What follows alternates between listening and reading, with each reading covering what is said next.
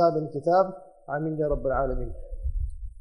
Allah subhanahu wa ta'ala says in the Quran al-Kareem with regard to men and women, Allah Jalla wa Ala describes the relationship and He says, "Hunna libasul lakum wa antum libasul lahunna."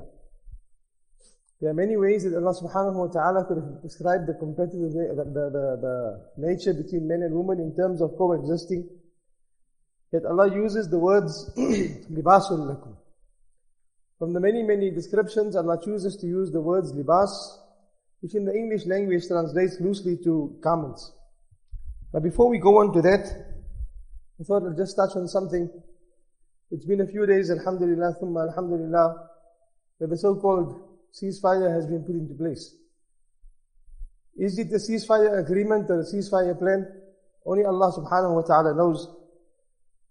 What we can come to are some conclusions.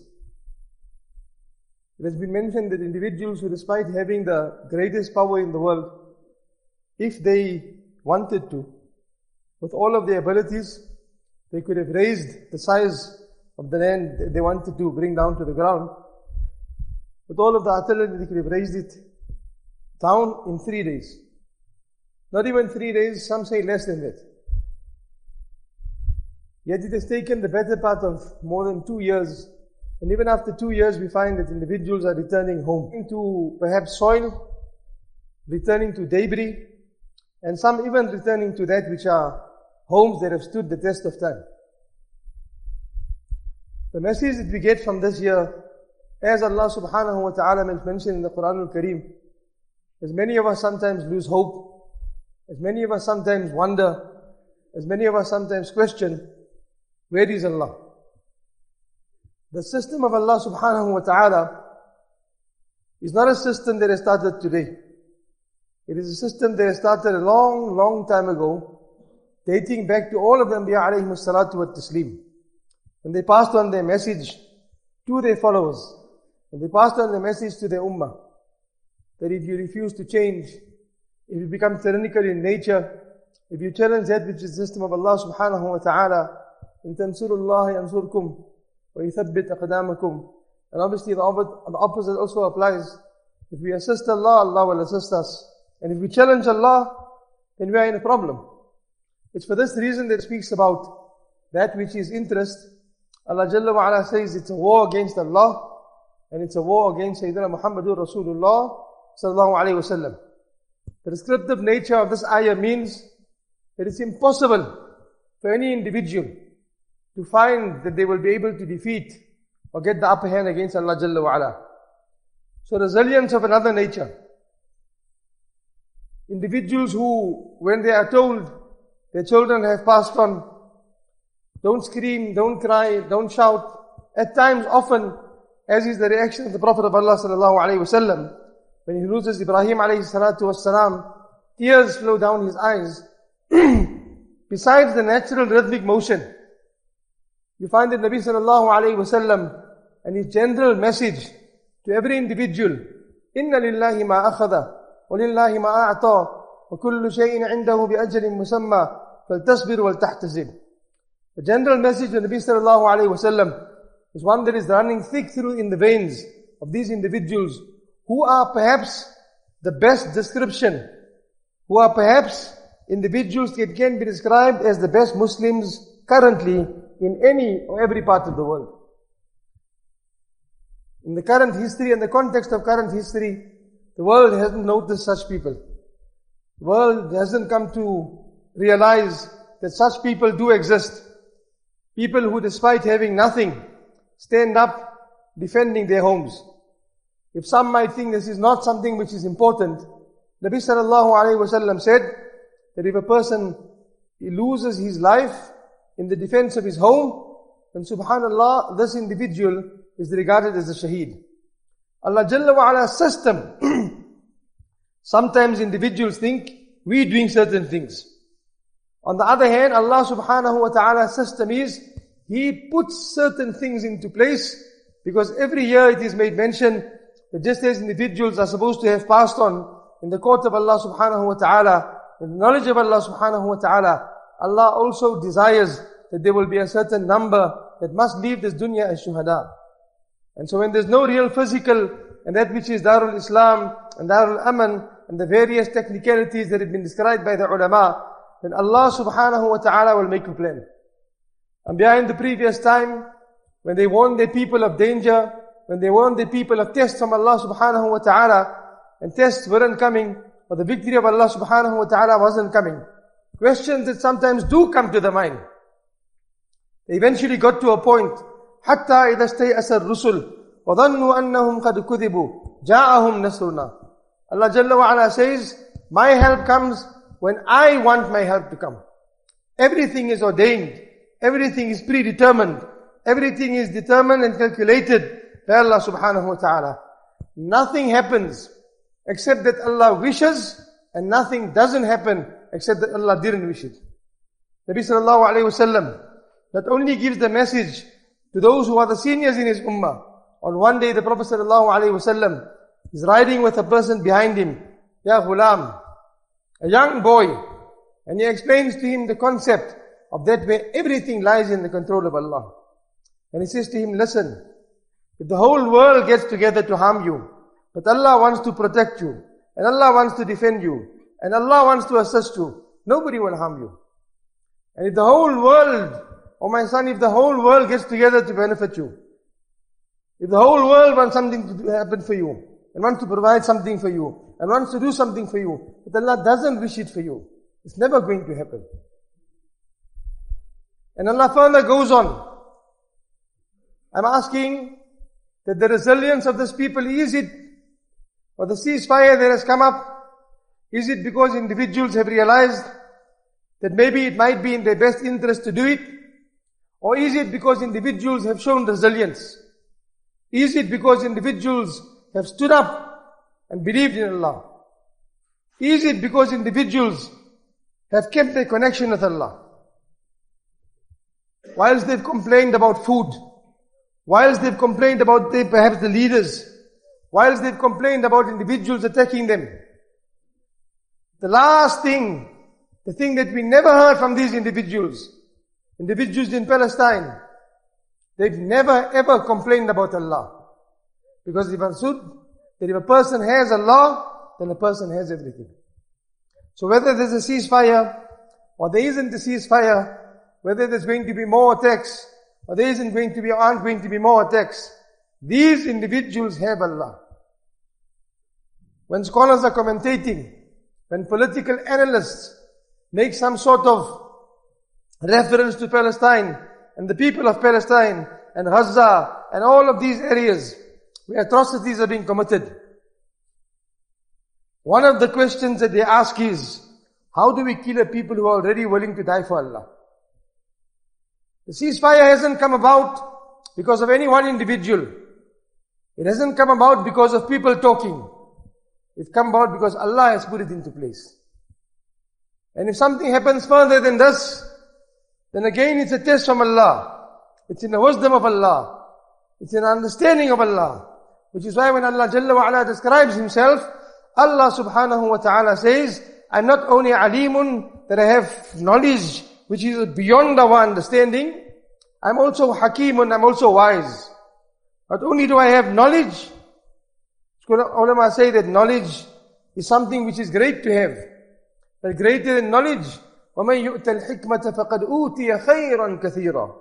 Greater than knowledge is wisdom. To know what to do with what you have. When to do it. How to do it. In which position to do it. Must you act? Mustn't you act? And Allah Jalla wa Ala, and I'll just conclude with this regard, this particular segment of the talk. كَم مِّن فِئَةٍ قَلِيلَةٍ. It has never been about numbers. It has never been about artillery. It has never been about prowess. It has never been about anything.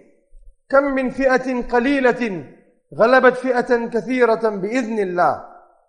Sometimes a group that had 2 horses, a group that were barely prepared, that had to hike through mountain passes to eventually reach Badr.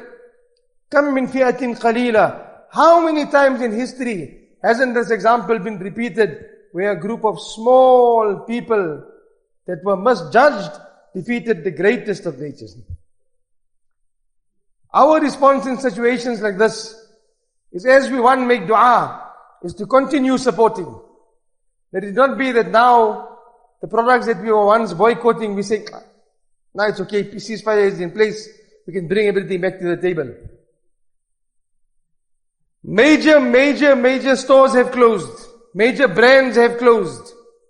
GDPs of countries have been affected. The world at large has realized that Muslims stand together, and they stand together for one perspective, for one particular purpose, and they make a difference. Scholars say that we 2 billion Muslims, some 2 billion in the world. If we all jump up, if we all agree to jump up at the same time and land, they say the world will shake. So we have to get our perspectives in order. And we have to get our understanding in order. And we have to do that, subhanAllah, regardless of what the outcome is. Nabi Sallallahu Alaihi Wasallam never fought Badr because there was going to be a win. Allah didn't tell him there's going to be a win. News came afterwards. There was never anything that the Prophet of Allah Sallallahu Alaihi Wasallam engaged in where he was told that you'll win. You'll get the upper hand. They first had to put the effort in. We make dua to Allah Jalla wa Ala. May Allah grant all those that have passed on, may Allah grant them the death of shuhada. And Allah raise them in the company of shuhada on the day of Qiyamah. And Allah give us an iota of their iman. Ameen ya Rabbal Alameen. But there is the ceasefire that's happening in that part of the world. Today I wanted to talk about what's the possibility of a ceasefire in our home. What's the possibility of a ceasefire in our home? For how long? For what more time? For what more duration? Our parents, husband and wife, brother and brother, brother and sister, brother and father, siblings, all of this, people that are related by blood. What must happen for us to understand that we've got to put our differences aside? We wanted a ceasefire a long time ago, yet we're not prepared to cease the fire in our own homes. And the one example I'll give is Allah Jalla wa Ala when He describes men and women. Because by the nature of things, everybody will make mistakes. And everybody will make errors. Ali radiallahu ta'ala anhu, when he was asked about nikah, he said, Sururu shahrin. 1 month the man is happy, afterwards challenges. Ali, married to Fatima. There's going to be challenges. There's going to be difficulties. We have to put the ceasefire in place. We have to make those arrangements. We have to decide enough is enough. A home where there's fights taking place is an unhealthy home, is an unhealthy surrounding for children to grow up in. We're worried about ceasefire because people are dying there. We're not worried about ceasefire at home because the emotions of people at home are dying. Allah Jalla wa Ala has described the relationship and He said, Hunna libasul lakum wa antum libasul lahunna. They are your garments, you are their garments. Sometimes the kurta won't fit so nicely because you put on some weight. Sometimes she might not look as beautiful because the curves have grown. Allah says the main thing is to understand that you and her, which has been determined by Allah. When Allah Jalla wa Ala speaks about partners, ulama say that Allah had a direct hand in it. In everybody's partner. That's why whilst you're wondering still now as you're sitting, imagine if I only married the other. No, you can't imagine. Allah wanted this to happen. The responsibility, the seizing of the fire, the bringing back of the emotions, the lighting of the spark, the creating of the happiness is up to us. And it's not major magical science. It's not something that requires thousands and thousands and thousands. If only we decide to bring back a ceasefire is a regard of many decisions that individuals take. We'll do this, we'll do this, we'll do this. All it requires is 2 individuals to sit down and say, what have we been doing wrong? And where are we going to come right? In the Quran al-Kareem, Allah Jalla wa Ala describes this relationship further. Allah says, you think you're going to be happy always? Of course you're going to get up one day, maybe as they say, nar, and go to bed one day, nar. But nar by itself is fire. That's why you feel it, because fire is getting to you. And the effect of shaitan is getting to us. Allah subhanahu wa ta'ala says, the basis of coming to any sort of solution is to understand that differences occur in a marriage. You'll never ever be able to make somebody do and become what you want them to become. That's the problem today. Do like this, say like this, don't say like this, talk like this. Nabi Sallallahu Alaihi Wasallam's example in the Quran and the Hadith is he was as great as who he was and as good as who he was, and the people around him because of his goodness became good. If we make demands, we'll get nothing. If we put in perspective and effort, we'll get everything. Remember, in order to bring the ceasefire, it's going to take a lot. It's going to take a lot of effort. But Allah Jalla wa Ala says, "Asa an takrahu shay'a." Sometimes you have to leave certain habits so that harmonium and peace and goodness, all for the sake of Allah, can happen.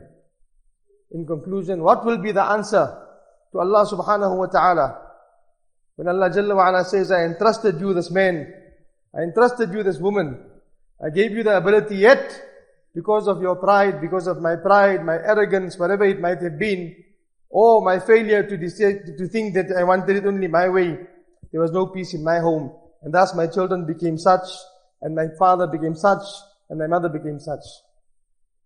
We ask Allah Jalla wa Ala that He grants us this perspective also, that before any change happens, the initial change must happen within ourselves.